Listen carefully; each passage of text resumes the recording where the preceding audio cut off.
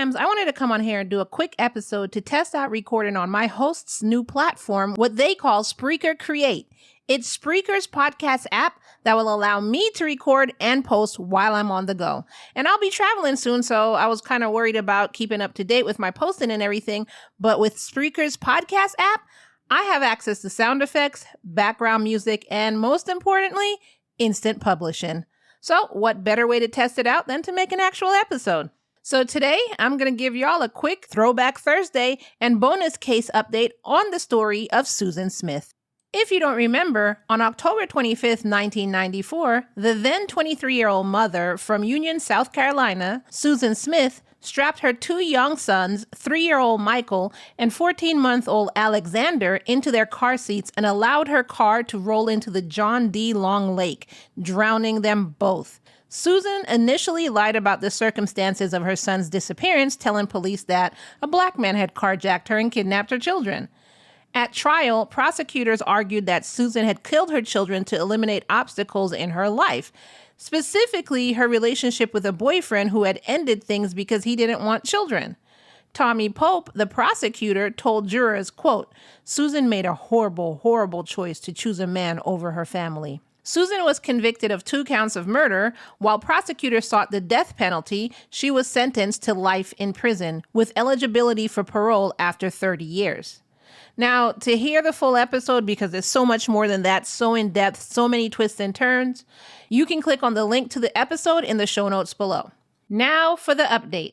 30 years later, on November 20th, 2024, Susan appeared before the parole board for the first time via Zoom.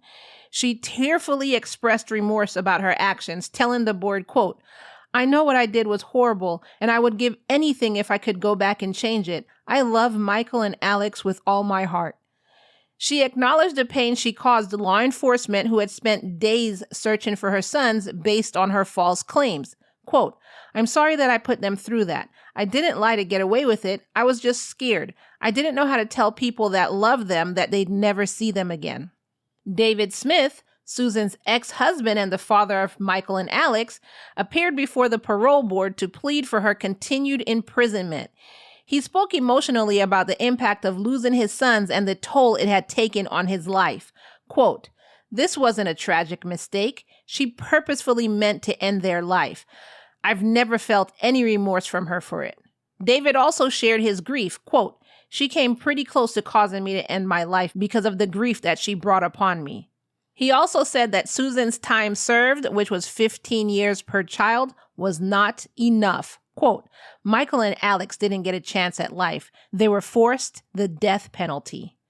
David's wife, Tiffany Smith, also urged the board to deny parole. She told them that David still struggles daily with the loss of his sons, sometimes unable to get out of bed because of the pain. Prosecutor Pope, remember the prosecutor from the original case? Well, he came out and he said, quote, "Susan has always been focused on Susan. For the crime she committed, that punishment has not been achieved yet." Susan's behavior while she was in prison also played a role in the board's decision.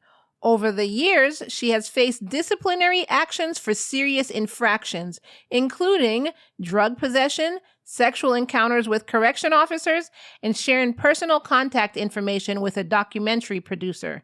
Susan's attorney, Tommy Thomas, argued that her case highlights the dangers of untreated mental health issues.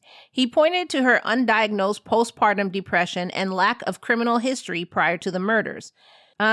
I hope he's not saying postpartum depression still 30 years later is why she's still doing all that she's doing in prison. Because if you didn't remember all the stuff she's been doing in prison, Mr. Thomas, and both her ex-husband and the original prosecutor has said that she shows no remorse except today when she doesn't want to be put back in jail. So that has nothing to do with postpartum depression. That has nothing to do with mental health issues. And just because she has a lack of criminal history prior to the murders does not mean that she didn't do this because she wanted to be with some dude who left her because she had kids. Anyway, Attorney Thomas told the board that Susan plans to live with her brother if released and emphasized her desire to rebuild her life. However, the parole board was not swayed. They unanimously denied her parole. Susan will be eligible for another parole hearing in 2 years. David vowed to continue opposing her release, telling the board, quote, "I will be here every 2 years going forward to ensure that their death doesn't go in vain." Michael and Alex didn't get a chance at life. Their lives were taken from them, and they deserve justice. For now, that justice means Susan will remain behind bars, serving her life sentence for the murder of her 2 sons. If you don't remember that case, or if you haven't heard of that case before, the link to the full episode is in the show notes below, where I go through the full trial, everything that happened when she said the children disappeared. It's a really interesting case. It's a really sad case. So go back and listen to that if you haven't listened to it before. And that is the update. She tried to get parole and she was denied. And every year her ex-husband will be there to ensure that her parole continuously gets denied.